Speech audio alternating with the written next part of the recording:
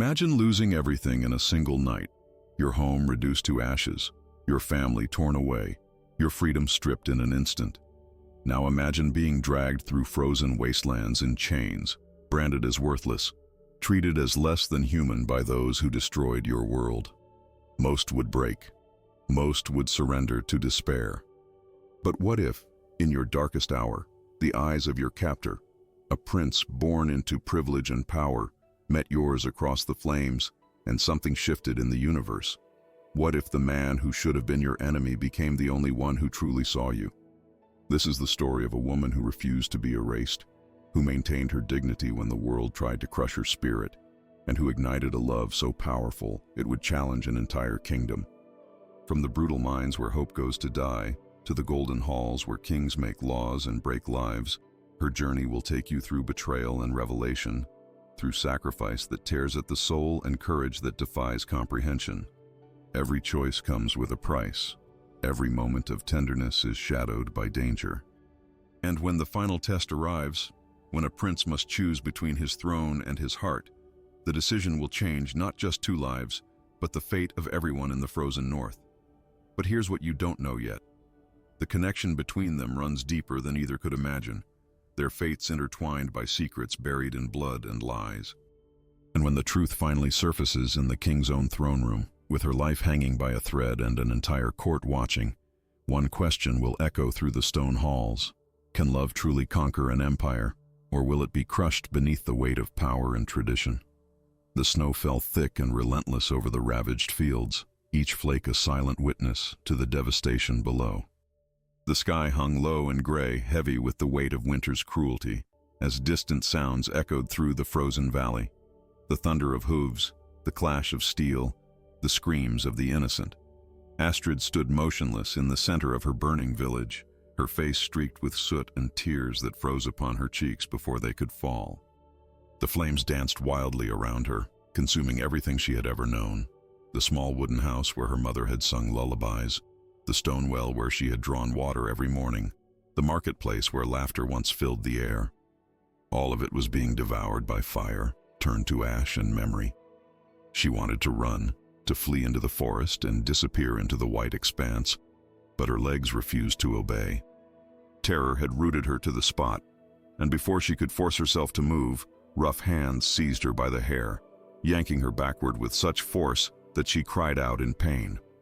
A massive warrior towered over her, his face hidden behind a helmet adorned with ram's horns, his breath visible in the frozen air. "Just another servant," he said dismissively, his voice devoid of compassion as he dragged her through the snow toward a growing line of captives. Men, women, and children stood chained together, their eyes hollow with despair, their bodies trembling from cold and fear. But Astrid did not bow her head. Even as iron shackles were locked around her wrists, even as blood trickled from her temple where she had been struck, she kept her gaze fixed forward, cold, defiant, unyielding. It was this look, this spark of rebellion in the midst of total defeat, that caught the attention of Leif Haraldsson, the Viking prince. He sat astride a black warhorse, his armor reflecting the orange glow of the burning village, making him appear almost otherworldly, a figure carved from steel and firelight. His face was strong and angular, with piercing blue eyes that seemed to see through flesh and bone straight into the soul. He had led countless raids, conquered numerous villages, but something about this woman made him pause. The journey north was brutal. For 3 days and nights, the captives marched through blizzards and across frozen rivers, their bare feet leaving bloody prints in the snow. Many collapsed from exhaustion, and those who could not continue were left behind to die. Astrid walked in silence, her spine straight despite the pain that shot through her body with every step. The other prisoners whispered prayers and wept quietly, but she made no sound. This quiet strength, this refusal to break, intrigued Leif in a way he could not explain. He found himself watching her from a distance, studying the way she moved with an almost regal bearing, as if the chains that bound her were merely an illusion. When they finally reached the castle of Nordheim, Astrid's breath caught in her throat despite herself. The fortress rose from the landscape like a mountain of stone, its walls impossibly high and thick, its towers reaching toward the gray sky. It was both magnificent and terrifying, a monument to power and conquest. The gates opened with a groan that seemed to come from the earth itself, and the captives were led through corridors of ice-cold stone, past tapestries depicting great battles, past servants who looked upon them with pity or contempt. Astrid was assigned to the lower quarters, a dark and cramped space beneath the main hall where the air was thick with the smell of damp stone and desperation. She was given a rough woolen dress and told her duties: to clean the floors, to carry water, to serve the nobles without speaking unless spoken to. The other servants whispered warnings to her that first night. "Keep your head down," they said. "Do not look the nobles in the eye. Do not speak out of turn. Here, we are less than nothing." But Astrid only nodded, saying nothing, her jaw set with determination. That same evening, as torches flickered to life throughout the castle and the great hall filled with the sounds of feasting, Leif crossed the courtyard and stopped suddenly. There, kneeling on the cold stone with a bucket of water beside her, was Astrid. Her hands were raw and bleeding from the work, her dark hair falling loose around her shoulders, catching the golden light of the torches. She scrubbed the floor with fierce concentration, as if by cleaning these stones she could somehow reclaim a piece of her dignity. For a moment that seemed to stretch into eternity, the prince stood frozen, watching her. Something shifted inside him, a crack in the armor he had built around his heart. Was it compassion? Fascination? He could not name it, but he felt it like a physical blow to his chest. This woman, marked by suffering and loss, still carried herself like nobility. There was no surrender in her movements, no defeat in her posture. She cleaned the floor not as a slave resigned to her fate, but as someone who refused to be defined by circumstance. And in that instant, though he did not understand why, though it made no logical sense, Leif Haraldsson felt with absolute certainty that this woman, this prisoner who had lost everything, would somehow change the course of his destiny forever. The days that followed were a crucible of humiliation designed to break even the strongest spirit. Astrid was ordered to serve in the great hall during meals, to carry heavy platters of roasted meat and flagons of mead to nobles who looked through her as if she were invisible. She scrubbed floors until her knees bled, hauled buckets of water up endless flights of stone stairs, and endured insults hurled at her like stones. The other servants watched her with a mixture of sympathy and fear, warning her in hushed voices that defiance meant death. "Lower your eyes," they pleaded. "Bow your head when they pass. You must learn your place, or you will not survive." But Astrid would not bend. Even when forced to kneel, her spine remained straight. Even when struck for being too slow or too clumsy, she refused to cry out. Her eyes, those defiant gray eyes that had first caught Leif's attention, remained fixed and unyielding. She had already lost everything: her home, her family, her freedom. The only thing that remained was her sense of self, and that, she swore, no one would take from her. If she was to die in this frozen hell, she would die as Astrid, not as a nameless shadow meant to serve and be forgotten. Prince Leif, meanwhile, faced pressures of his own within the towering walls of Nordheim. His father, King Harald the Ruthless, was a man forged in battle and blood, who measured worth in victories and viewed sentiment as weakness. The king had made his expectations clear. Leif must marry Lady Ingrid, daughter of a powerful foreign count, securing an alliance that would strengthen their kingdom's borders and fill their coffers with gold. The arrangement had been made years ago, and the wedding was to take place before the spring thaw. It was a union of strategy, not of heart, and Leif had always accepted this as the price of his position. Yet now, something had changed.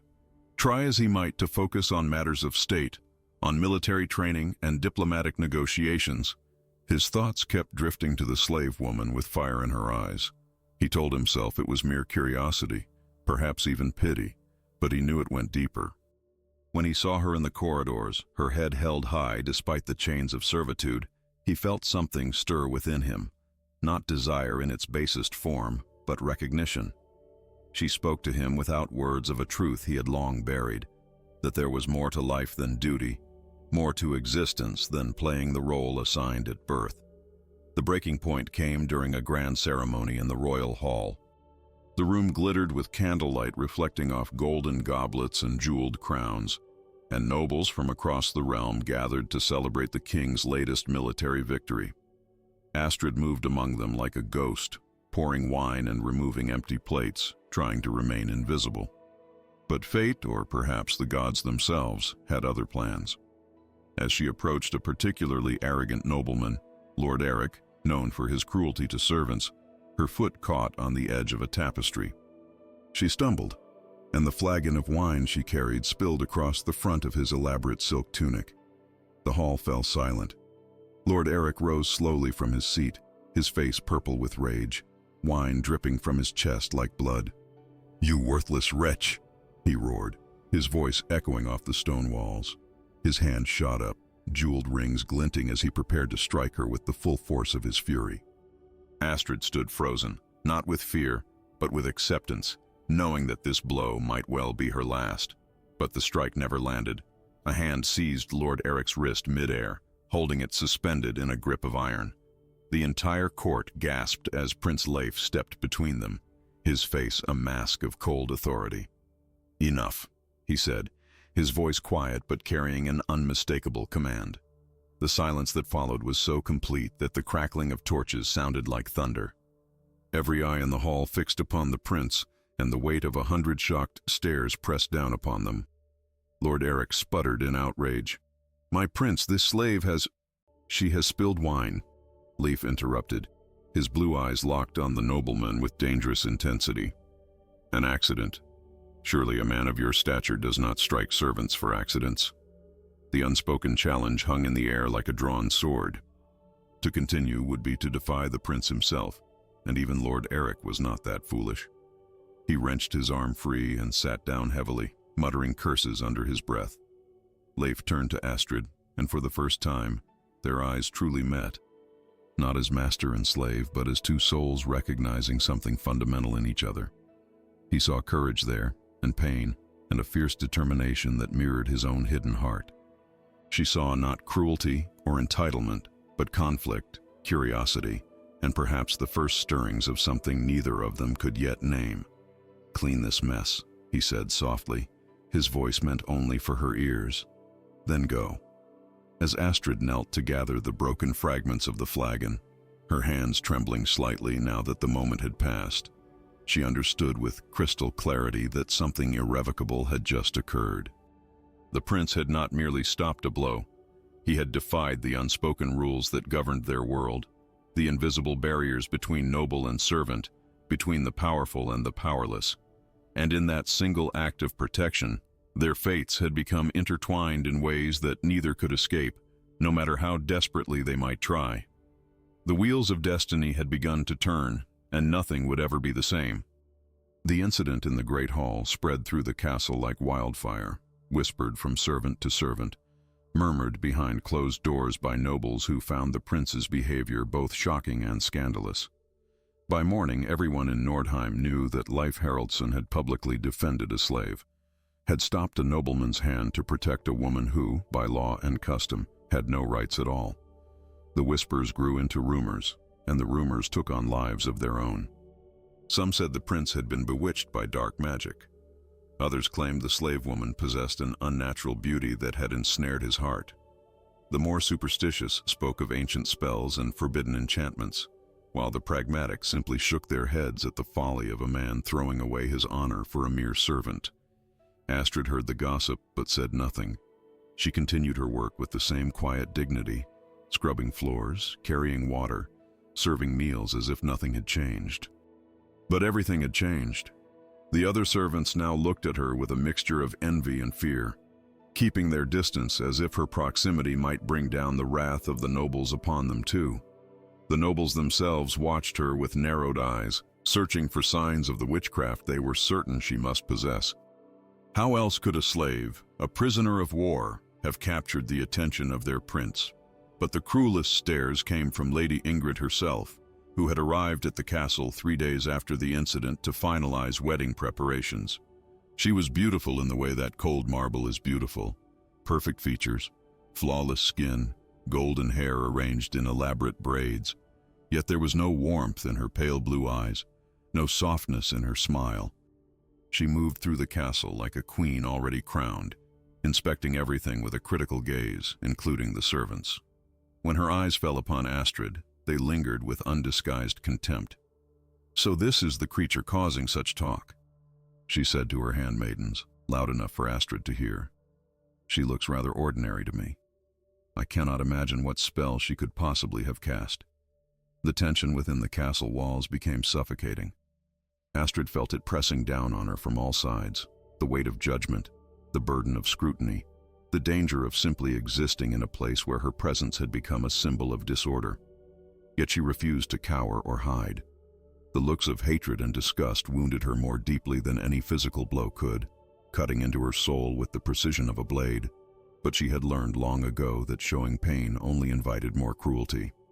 Late one evening, after the great hall had been cleared and the nobles had retired to their chambers, a young servant boy appeared at Astrid's side.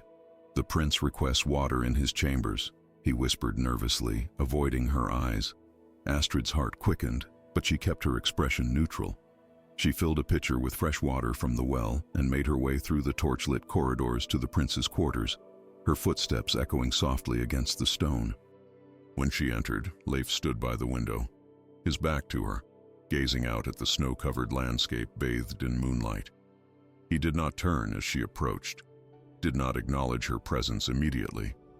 The silence stretched between them, heavy with unspoken words. Finally, he spoke without turning. "Why don't you fear me?" His voice was quiet, almost vulnerable, a stark contrast to the commanding tone he used in the hall. Astrid set the pitcher down carefully on a wooden table, considering her answer. "Because fear is what they expect from me," she replied, her voice steady and clear. "Fear is what makes us less than human, what allows them to treat us as animals. I will not give them that satisfaction. I will not give anyone that power over me." The honesty of her words seemed to fill the room, and for a long moment, neither of them moved. Leif turned slowly to face her, and in the flickering candlelight, she could see the conflict written across his features. "Do you know what you've done?" he asked, though his tone carried no accusation. "By refusing to break, by maintaining your dignity, you've made yourself dangerous. Not because of any spell or enchantment, but because you remind everyone here that the chains we forge are not just physical." Their eyes met and something passed between them. Understanding, recognition, the beginning of connection. For the first time in her captivity, Astrid felt truly seen, not as a slave or a curiosity, but as a person.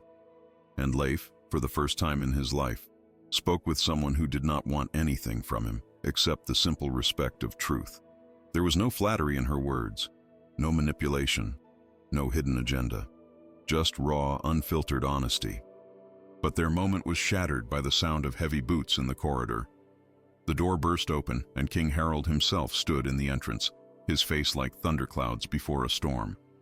He took in the scene, his son and the slave woman alone together, and his expression darkened further. "Leave us," he commanded Astrid, his voice like grinding stone. She bowed her head and departed quickly, but not before catching one last glimpse of Leif's face, now resigned to whatever punishment his father had come to deliver. The following morning, Astrid was seized by guards before dawn. She was given no explanation, allowed no goodbye. As rough hands dragged her through the castle gates, she saw Leif standing in a tower window, his hand pressed against the glass, his face twisted with anguish. Their eyes locked one final time across the distance, and in that look was a promise neither had spoken aloud. This was not the end. She was being sent to the mines of Erikfjell, a sentence reserved for the disobedient, a punishment worse than death. But as the cart carried her away into the frozen wilderness, Leif made a silent vow to himself. He would not let her story end in darkness and ice. The mines of Erikfjell were hell frozen over, a place where hope went to die and souls withered like flowers under frost. Carved deep into the heart of the mountains, the tunnels descended into endless darkness, lit only by flickering torches that cast dancing shadows on walls slick with ice. The air was thin and bitter, burning the lungs with each breath, and the cold was so profound that it seemed to seep into the very marrow of bones. Here prisoners worked until they collapsed, extracting iron ore with pickaxes that grew heavier with each swing, their hands bleeding through torn gloves, their bodies breaking under the relentless demands of survival. Astrid had been there for 2 weeks, though it felt like years. Each day began before dawn, when guards would bang metal against metal to wake the prisoners, their voices harsh and unforgiving. She would descend into the depths with the others, carrying a torch in one hand and a pickaxe in the other, working for 12 hours without rest. Her hands, once smooth despite her servitude in the castle, were now covered in cuts and blisters that refused to heal in the freezing temperatures. Her back ached constantly from the hunched position required in the low tunnels. Her feet were numb, wrapped in rags that did little to protect against the ice beneath them. Yet even here, in this place designed to crush the human spirit, Astrid refused to surrender. While other prisoners wept and prayed for death, she worked in silence, conserving her energy, focusing on the rhythm of the pickaxe striking stone. She survived on memories, the way the sun had felt on her face before the raid, her mother's laughter, and increasingly, the memory of blue eyes that had looked at her with something other than contempt. She held on to the image of Prince Leif as one might clutch a lifeline in a raging sea, using it to anchor herself to the world of the living when everything around her screamed of death. Meanwhile, back at Castle Nordheim, Leif was fighting his own battle. His father had confined him to the castle grounds, forbidding him from leaving under any circumstances. Wedding preparations with Lady Ingrid continued relentlessly, each passing day bringing him closer to a future that felt like a prison of gold and silk. But Leif could not forget Astrid. Her face haunted his dreams, her words echoed in his mind, and the injustice of her fate burned in his chest like a brand. He had been raised to believe in duty above all else, to accept that personal desires must always bow to the needs of the kingdom. Yet now, for the first time, duty felt like betrayal. In secret, he began planning his escape. He confided in only one person, Magnus, his childhood friend and captain of his personal guard, a man whose loyalty ran deeper than blood. "This is madness," Magnus whispered as they met in the stables under cover of darkness. "If your father discovers you've left, he'll strip you of your title. The nobles will call you a traitor. You risk everything. Your throne, your honor, your future." "I know," Leif replied, his jaw set with determination. "But what good is a throne if I must sit upon it knowing I abandoned someone to die? What honor is there in choosing comfort over conscience? I've spent my entire life doing what was expected, what was required. Just this once, I need to do what is right." Magnus studied his friend's face for a long moment, then nodded slowly. "Then I'll help you. But we must move quickly before the king suspects anything." 3 days later, using the pretense of a military inspection of northern outposts, Leif rode out of Castle Nordheim with a small contingent of soldiers. Once beyond the castle's site, he broke away from the group, riding hard toward the mountains with Magnus at his side. The journey was treacherous. Blizzards obscured the path, wolves howled in the forests they passed through, and the cold was so intense that ice formed on their beards and eyelashes. But nothing could slow them down. Leif pushed his horse to the limit, driven by a fear that clawed at his heart, the fear that he would arrive too late. When they finally reached Erikfjell, Leif bribed the mine overseer with gold and threats, demanding to see the prisoners. He descended into the darkness, torch in hand, calling Astrid's name. The sound echoed through the tunnels like a ghost's cry, and prisoners looked up from their work with hollow eyes, wondering if death had finally come to claim them in a form they had not expected. And then he found her. She was in the deepest tunnel, barely able to stand, her clothes torn and filthy, her face gaunt with exhaustion and hunger. When she heard his voice, she thought at first it was a hallucination, a cruel trick of her oxygen-starved mind. But then he was there, real and solid, dropping to his knees beside her, his hands cupping her face with infinite gentleness. "Astrid," he breathed, his voice breaking with emotion. She stared at him in disbelief, tears cutting clean tracks through the grime on her cheeks. "You shouldn't be here," she whispered, her voice hoarse from breathing the frigid air. "You'll lose everything." Leif shook his head, a smile touching his lips despite the dire circumstances. "I know," he replied softly. but I couldn't continue living knowing you were suffering here. Nothing matters if you're not alive." In that moment, surrounded by darkness and ice, something shifted between them. Leif gently pulled her to her feet, supporting her weight as her legs threatened to give out. Their faces were inches apart, breath mingling in the frozen air, and for the first time, he allowed himself to speak the truth that had been building in his heart. "I'm taking you away from here. We're leaving together." Astrid's eyes widened, searching his face for any sign of doubt or hesitation, but found only fierce determination and something else, something that made her heart race despite her exhaustion. "Together," she repeated, the word tasting like hope and danger all at once. They fled under the aurora borealis, that magnificent curtain of green and purple light that danced across the northern sky like the gods themselves were watching.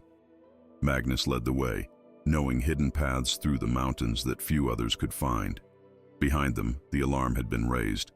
Guards discovering the prince's deception, soldiers mobilizing to hunt them down. Ahead lay only uncertainty, forests thick with snow, valleys that could become tombs, and a kingdom that would see them as fugitives. It was love against an empire, two souls against the might of a realm. And as they rode through the night, the snow beneath them stained red from their horses' labored breathing and their own wounds, Astrid finally understood what true love meant. It was the willingness to defy gods and kings, to risk everything for a chance at something real. They found refuge in a village so remote that maps did not acknowledge its existence. A cluster of wooden houses clinging to the mountainside like barnacles to a ship's hull. The villagers were hardy folk, suspicious of strangers, but bound by an ancient code of hospitality that ran deeper than law. When Leif and Astrid arrived half-frozen, their horses near collapse, an elderly woman named Helga took them in without questions, leading them to a small cabin at the edge of the settlement where smoke curled from the chimney and the promise of warmth beckoned like salvation. For the first few days, they simply recovered. Astrid's hands were bandaged, her wounds cleaned and treated with herbs that stung but healed. Leif, who had pushed himself beyond exhaustion during their escape, slept for nearly 20 hours straight while Magnus kept watch, his sword never far from reach. The danger had not passed. They all knew that. King Harold's soldiers would be searching every village, every farmstead, every cave that could hide a fugitive prince and the slave who had stolen him away. But for now, in this forgotten corner of the world, they had a moment to breathe. It was during these quiet evenings, sitting by the fire while wind howled outside, that Astrid began to reveal the fragments of her past that she had kept locked away like treasures too painful to examine. Leif listened in silence as she spoke, her voice soft but steady, her eyes fixed on the dancing flames as if the fire could burn away the memories even as she shared them. "My father was Aldrich of Raven's Crossing," she began, and Leif felt his blood run cold at the name. "He was a commander in your father's army, loyal beyond measure. He fought in the campaigns to the east, won victories that filled the kingdom's coffers with gold and expanded its borders. But he made one fatal mistake. He spoke truth to power." Her voice hardened slightly, though pain flickered across her features. "He discovered that some of the king's advisors were stealing from the royal treasury, pocketing gold meant for the soldiers' families. When he reported this to your father, he expected justice. Instead, he was accused of treason." Leif's hands clenched into fists, his jaw tight. "I was only a child then," he said quietly. "I remember hearing about a commander who betrayed the crown, but I never knew the details. My father said he had proof of conspiracy." "The proof was fabricated," Astrid continued, her eyes meeting his with a mixture of sorrow and understanding. She did not blame him. How could a boy question his father's word? "They executed him in the town square. My mother died of grief within a month. I was sent to live with distant relatives, but when your father's raids reached our village, no one knew who I was. I became just another captive, another nameless slave." The weight of this revelation hung between them like a sword suspended by a thread. Their fates had been intertwined long before they met, connected by blood and betrayal, by honor destroyed and lives shattered. Leif stood abruptly, pacing the small cabin like a caged wolf. "My father," he said, his voice raw with anguish. Everything I believed about him, about our kingdom's honor, it was built on lies. He turned to face Astrid, and she saw in his eyes the same pain she had carried for years. I'm sorry. I know those words are inadequate, that they cannot undo what was done to you and your family, but I am so profoundly sorry. Astrid rose and crossed to him, taking his hands in hers. They were warm now, no longer the frozen, bleeding appendages from the mines, and their touch sent electricity through both of them. You are not your father, she said firmly. You risked everything to save me. You chose compassion over duty, truth over convenience. That is who you are. Their faces were close now, so close that Leif could see the gold flecks in her gray eyes, could feel the warmth of her breath against his skin. Outside, Magnus discreetly moved to the far end of the cabin's porch, giving them privacy. Inside, time seemed to slow and stretch, the world narrowing to just the two of them standing in the firelight. Leif raised one hand to cup Astrid's face, his thumb gently tracing the line of her cheekbone. I don't know what tomorrow brings, he whispered. I don't know if we'll survive this, if there's any path forward that doesn't end in blood and loss. But I know that finding you, truly seeing you, has awakened something in me I didn't know existed. And what is that? Astrid asked, her voice barely audible, her heart pounding so hard she was certain he must hear it. The understanding that some things are worth more than kingdoms, he replied, and then, slowly, giving her every opportunity to pull away, he leaned in and kissed her. It was soft at first, tentative, as if they were both afraid the moment might shatter like ice under too much weight. But then Astrid's arms wrapped around his neck, and his encircled her waist, pulling her close, and the kiss deepened into something fierce and desperate and achingly beautiful. It tasted of hope and fear, of passion long denied and futures uncertain. It was the kiss of two people who had found each other against impossible odds, who understood that every moment together was borrowed time but precious beyond measure. When they finally broke apart, both breathing hard, Astrid rested her forehead against his. I love you, she whispered, the words tumbling out before she could stop them, and she felt him tense in surprise. I know it's madness. I know we've known each other such a short time, but I cannot deny what my heart knows to be true. Leif pulled back just enough to look into her eyes, his own shining with unshed tears. It's not madness, he said, his voice thick with emotion. Or if it is, then I share in it completely. I love you, Astrid. I would choose you over everything, the throne, my title, my very life, if it came to that. They held each other through the night, wrapped in furs by the fire, speaking in whispers about dreams and fears, about the life they might have had in a different world and the life they hoped to build despite the odds stacked against them. But their peace was fragile and fleeting. Just before dawn, Magnus burst through the door, his face grave. They've found us. A hunter from a neighboring village recognized the prince and sent word. The king's soldiers will be here by midday. We have to move now. The tranquility shattered like glass. Leif and Astrid gathered what little they had while Helga prepared food for their journey, pressing bread and dried meat into their hands with tears in her ancient eyes. May the old gods watch over you, she whispered. As the first light of dawn touched the mountain peaks, turning the snow from gray to pink to gold, they mounted their horses and fled once more. Behind them, the sound of approaching hoofbeats echoed through the valley. Dozens of soldiers, perhaps 100, surrounding the mountains like a noose drawing tight. Their love had been tested by fire and ice, by pain and revelation. Now it would face its greatest trial yet, the full wrath of a king who would not forgive and a kingdom that demanded their blood. They were surrounded within hours. The mountain pass had narrowed to a bottleneck, sheer cliffs rising on either side, and when Leif looked back, he saw the glint of armor and spears stretching across the valley like a steel serpent. There was no escape, no hidden path that Magnus's knowledge could conjure, no miracle that would spirit them away. The king's army had them trapped, and resistance would mean death, not just for him, but for Astrid and Magnus as well. The prince made his decision in the span of a heartbeat, though it tore at him like a blade through flesh. Stop, he commanded, pulling his horse to a halt. Astrid turned to him, her eyes wide with understanding and horror. "No," she breathed. "Leif, no. We can still." "There is no still," he interrupted gently, reaching across to take her hand one last time. "If we run, they will kill all of us. If I surrender, there's a chance, however small, that you might be spared." His voice was steady, but his eyes betrayed the agony of his choice. "I will not watch you die because of me." Before she could protest further, he dismounted and walked forward with his hands raised, leaving his sword on the ground behind him. The soldiers parted like water, and from their midst emerged King Harald himself, mounted on a massive gray warhorse, his face carved from granite and fury. Father and son faced each other across 20 paces of snow-covered ground, and the silence was so complete that the wind itself seemed to hold its breath.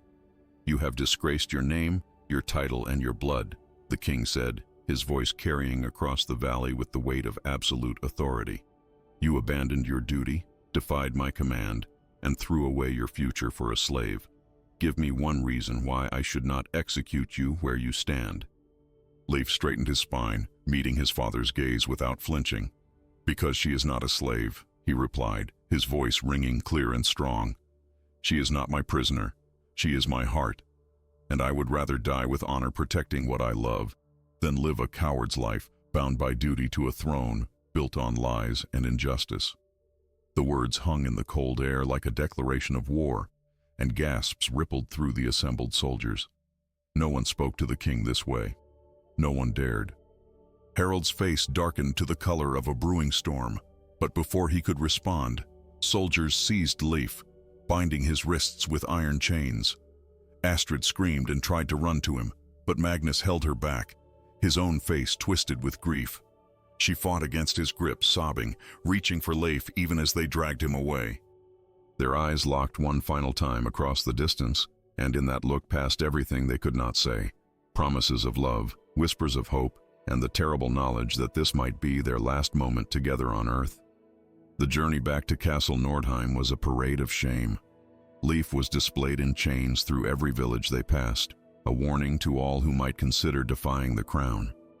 When they reached the castle, he was thrown into the dungeons, cold, dark cells beneath the earth where light never reached and hope went to die. Astrid was taken to a separate chamber, locked away to await her fate. The charge was clear. She would hang at dawn for the crime of corrupting a prince and threatening the stability of the realm. But within the castle's stone walls, something unexpected was stirring. Sven, the king's oldest advisor, a man who had served Harald for 40 years and knew every secret, every hidden truth, requested an audience with the king. He was ancient now, his beard white as snow, his hands trembling with age, but his mind was sharp as ever, and his conscience had finally overcome his fear.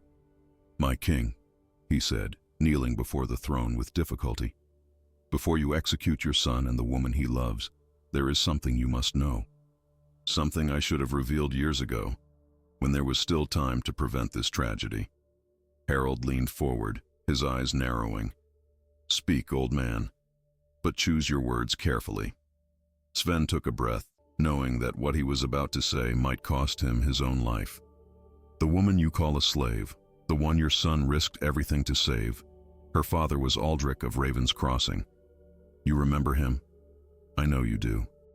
He was loyal beyond question, brave beyond measure, and you had him executed on false charges fabricated by Lord Eric and his conspirators. They were stealing from the treasury, and Aldrich discovered their crime. Rather than face justice, they framed him for treason. And you, may the gods forgive us both, you believed their lies." The hall erupted in murmurs and shocked whispers. Lord Eric, present among the nobles, turned pale as death. Harald rose from his throne, his massive frame seeming to fill the entire room. "You dare suggest I executed an innocent man?" "Not suggest, my king. I state it as fact," Sven replied, his voice unwavering despite the danger. "I have proof. Documents, letters, testimonies I gathered over the years but lacked the courage to present. Aldrich was innocent. His daughter suffered because of our failure to protect an honest man. And now his daughter's suffering has led your son to question everything we built this kingdom upon. Perhaps it is time we asked ourselves if the foundation was ever solid to begin with. The silence that followed was deafening. Harold stood frozen, his face cycling through emotions too complex to name: rage, confusion, and perhaps buried deep beneath decades of hardened authority, the first stirring of doubt. Lady Ingrid, watching from the side of the hall, realized with cold clarity that her carefully planned wedding was unraveling before her eyes. The king called for Astrid to be brought before the court. When she entered, flanked by guards, her clothes torn and dirty, her face marked with exhaustion, but her spine still straight, Harold studied her with new eyes. He saw past the grime and the chains, saw the resemblance to Aldrich in the set of her jaw and the steadiness of her gaze. "You are Aldrich's daughter," he said, and it was not a question. "I am," Astrid replied, her voice clear despite her fear. The king descended from his throne, approaching her until they stood face to face. "Do you hate me?" he asked, his voice uncharacteristically quiet. "For what I did to your father, to your family, to your life?" Astrid considered the question, and when she answered, her words carried a truth that cut deeper than any accusation. "No," she said simply. "I do not hate you. Hate would mean you still have power over my heart, and I will not give you that. I only fought to be treated as human, to be seen as more than property or a tool for others' ambitions. Your son understood that. He saw me when no one else would, and if loving him is a crime, then I am guilty and accept whatever punishment you decree. But I will not apologize for refusing to be less than I am." Her words rang through the hall like a bell, clear and resonant and undeniable. King Harold stared at her, this young woman who had lost everything, yet maintained a dignity that most nobles could never achieve. And something inside his hardened heart, something he thought had died decades ago, began to crack. He saw in her eyes not defiance for its own sake, but the same quality that had made Aldrich such a valuable commander: unshakable integrity, and he realized, perhaps for the first time in years, that strength and compassion were not opposites, but allies. The great hall remained suspended in breathless silence as King Harold stood before Astrid, his weathered face revealing the internal war raging within him. For decades, he had ruled with an iron fist, believing that mercy was weakness and compassion a luxury kingdoms could not afford. Yet now, confronted with the living consequence of his failures, he found himself questioning the very foundations upon which he had built his reign. The nobles watched with a mixture of fascination and fear, uncertain whether their king would show clemency or deliver the brutal justice they expected. Finally, Harold spoke, his voice carrying the weight of years and regret. "The charges against you are revoked," he announced, and the hall erupted in gasps and whispers. "You are no longer a prisoner of this realm." But before relief could fully register on Astrid's face, he continued, his tone hardening once more. "However, the matter of my son remains unresolved.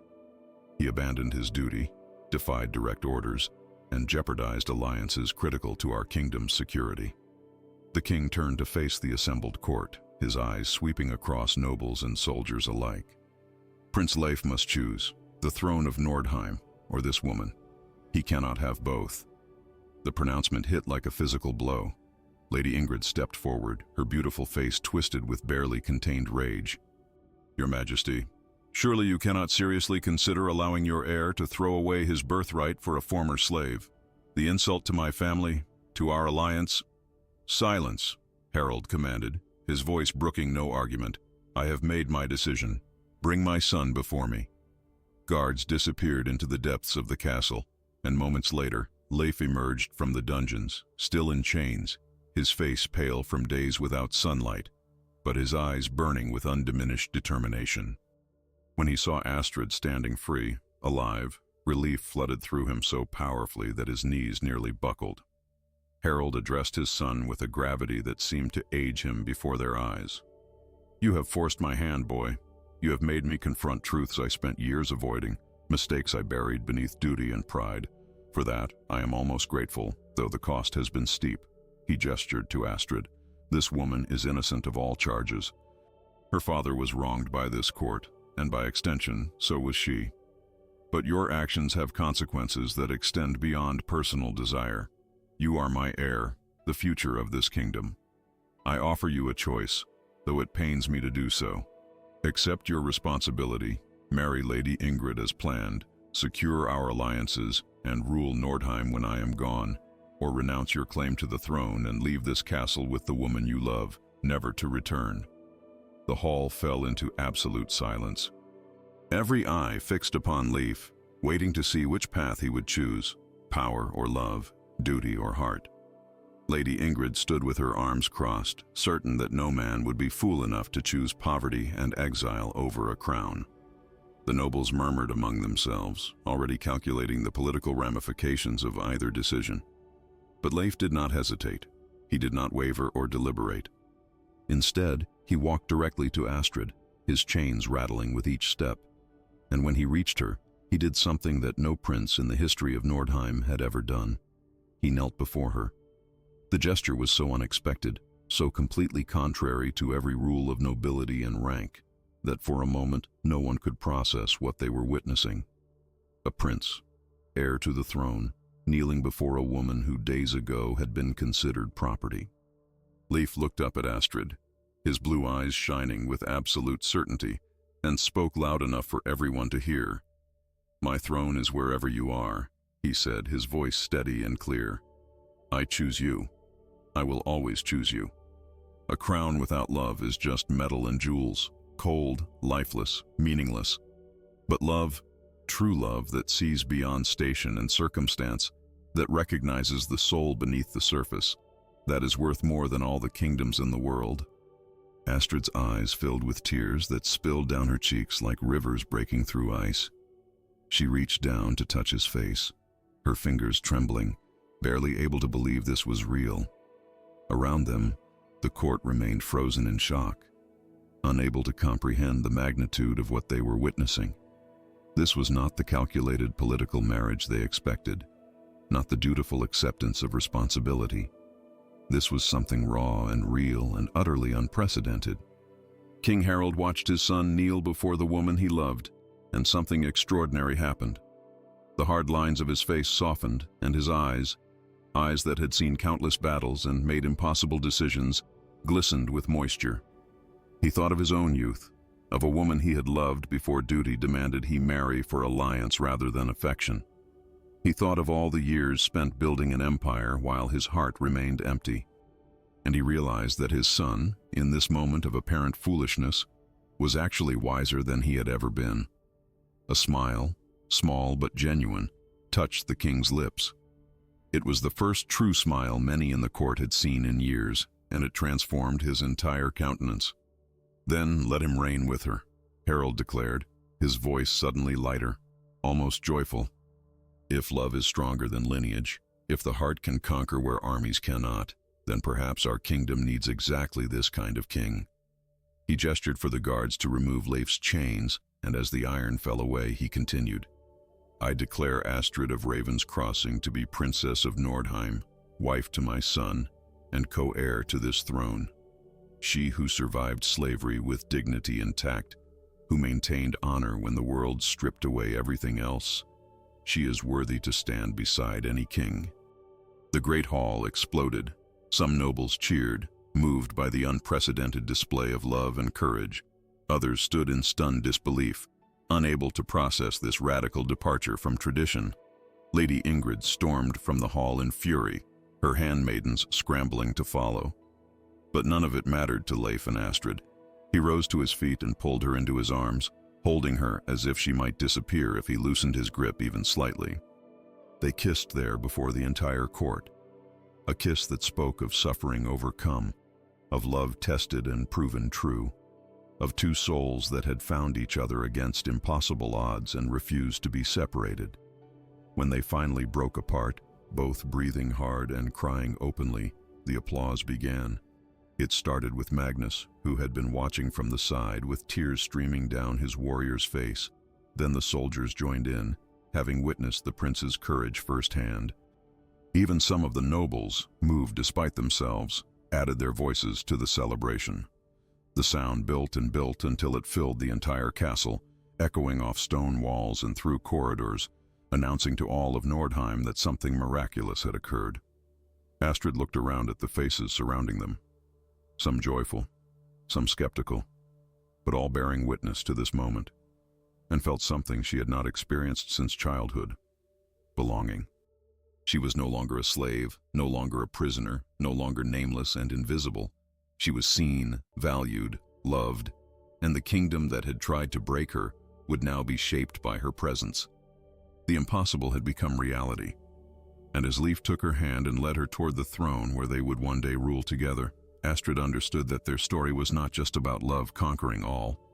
It was about dignity recognized, justice restored, and the power of two people who refused to let the world define their worth. Spring came to Nordheim like a whispered promise finally kept.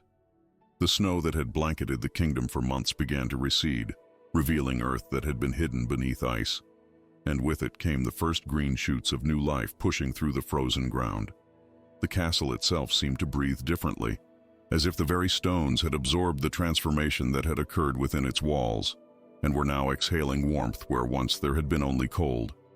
6 months had passed since that extraordinary day in the Great Hall, and the changes were profound.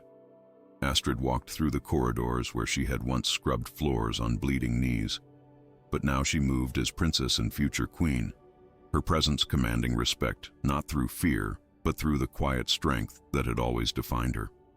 The servants no longer avoided her eyes. Instead, they sought her out, knowing she understood their struggles in ways no noble ever could. She had not forgotten what it meant to be powerless, and that memory informed every decision she made. Leif watched her from across the council chamber, his heart swelling with pride and love as she addressed a gathering of village elders.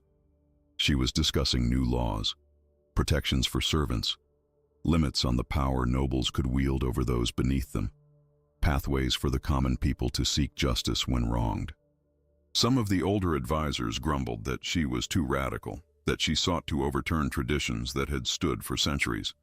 But King Harold, who attended these meetings now with a renewed interest in governance, often sided with his daughter-in-law, his own perspective transformed by the revelations of his past mistakes. "The kingdom is not weakened by compassion," the old king had declared in one such meeting. "I spent decades believing that strength meant hardness, that mercy was weakness. I was wrong. Our true strength lies in how we treat those who cannot defend themselves, in whether we build our legacy on justice or on the suffering of others." His words carried weight, and slowly, grudgingly, the nobility began to adapt to this new vision of what Nordheim could become. But perhaps the most significant change occurred when Leif and Astrid announced their intention to return to her destroyed village. They would rebuild it, they declared, not as a gesture of charity but as an act of restoration and remembrance. When they arrived at the site where Astrid's life had been torn apart, she stood in silence for a long moment, memories washing over her like waves, her mother's voice singing lullabies, her father's strong hands lifting her onto his shoulders, the simple joy of a childhood that had ended in fire and blood. Leif stood beside her, his hand finding hers, anchoring her to the present, even as the past threatened to pull her under. "We'll make it beautiful again," he promised softly. "Not to erase what happened, but to honor those who were lost and give hope to those who survived." Astrid nodded, unable to speak past the lump in her throat, and squeezed his hand in response. The reconstruction took months. Stone by stone, beam by beam, the village rose from its ashes. Leif worked alongside common laborers, his royal status forgotten as he lifted timber and mixed mortar, earning the respect and affection of people who had once viewed nobility with suspicion and fear. Astrid oversaw every detail, ensuring that the new village would not just replicate what had been lost, but improve upon it. Wider streets for better commerce, a central square for gatherings and celebrations, homes built to withstand the harsh winters that defined their land. And at the center of the village, on the spot where the old marketplace had stood, they erected something unprecedented, a monument of black stone, polished smooth as glass, upon which were carved the names of every person who had died in the raid. But beneath those names, Astrid insisted on adding others, the names of servants who had perished in the mines, of those who had been forgotten and overlooked, of people whose lives had been deemed too insignificant to remember. "No one should be forgotten," she said as the stone was unveiled before a crowd of hundreds. Every life has value. Every person deserves to be remembered. The monument also bore an inscription that Astrid herself had written, her words carved deep into the stone so they would endure for generations. No one is born to serve, but to live with dignity. Let those who read these names remember not just how they died, but that they lived, loved, and mattered. When the cloth was pulled away and the villagers saw what had been created, many wept openly. Here, finally, was acknowledgement of their pain, validation of their worth, proof that their suffering had not been invisible after all. That evening, as the sun set over the rebuilt village, painting the sky in shades of gold and crimson, Leif and Astrid stood together on a hill overlooking the settlement. His arm was wrapped around her waist, her head resting on his shoulder, and for a moment they simply existed in the peace they had fought so hard to achieve.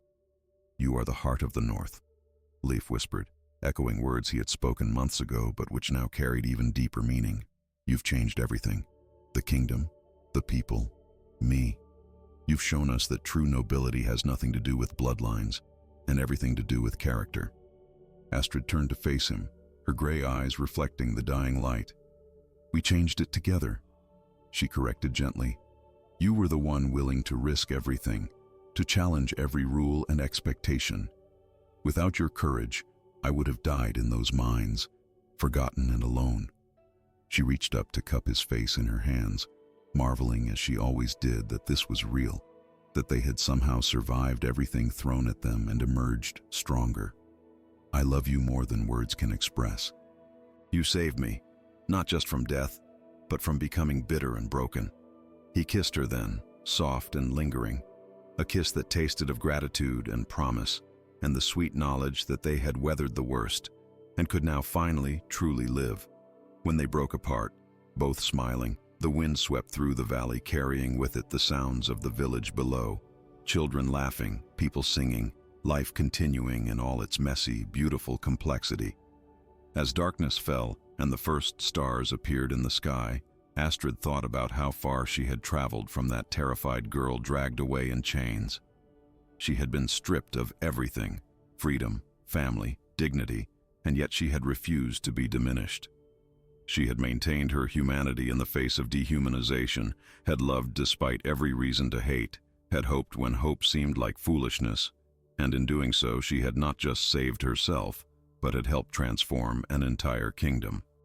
The wind whispered through the mountains, carrying with it something that sounded almost like voices, not of war and conquest, but of peace and possibility.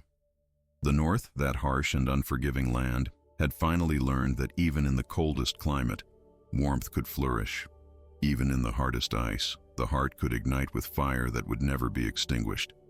This was not a fairy tale with magic and impossible miracles. This was something better, a truth hard-won and dearly bought, that love, real love, combined with courage and conviction, could indeed change the world. And as Leif and Astrid walked hand in hand back toward their future, they carried with them the knowledge that their story would be told for generations, not as a cautionary tale, but as proof that even in the darkest times, hope endures, dignity prevails, and love, true, fierce, uncompromising love, can move mountains. And so ends the story of a woman who was treated as nothing but became everything, a princess, a symbol of hope, and proof that our worth is not determined by the chains others place upon us, but by the strength we carry within. Astrid's journey asks us the most profound questions. Would you maintain your dignity when the world strips away everything else? Would you risk losing a kingdom for the chance at real love? Would you choose the safe path of duty or the dangerous road of following your heart? In a world that constantly tells us to bow our heads, to accept our place, to let circumstances define us, her story reminds us that true power lies not in crowns or castles, but in refusing to become less than who we are, no matter the cost. Leif showed us that courage is not about wielding a sword or commanding armies. It's about kneeling before the person you love and saying, "You are worth more than everything I was promised." It's about recognizing that the most revolutionary act is choosing compassion over cruelty, love over power, and truth over convenient lies. Their love didn't just change two lives, it transformed an entire kingdom, proving that when we dare to see the humanity in others, When we refuse to accept injustice as inevitable, we can reshape the world itself. So I ask you, what chains are you carrying that you've mistaken for destiny? What love have you denied because the world said it wasn't practical? What truth have you buried because speaking it seemed too dangerous? Astrid and Leif's story is a mirror held up to our own lives, challenging us to be braver, to love harder, to stand taller even when everything tries to break us. If this story moved you, if it made you feel something real, please take a moment to like this video and share it with someone who needs to hear that they are worth fighting for. Subscribe to this channel for more stories that will touch your heart and remind you why love, courage, and dignity matter more than anything else in this world. Until next time, remember, even in the coldest winter, even in the darkest night, the heart can burn bright enough to melt mountains and light the way home.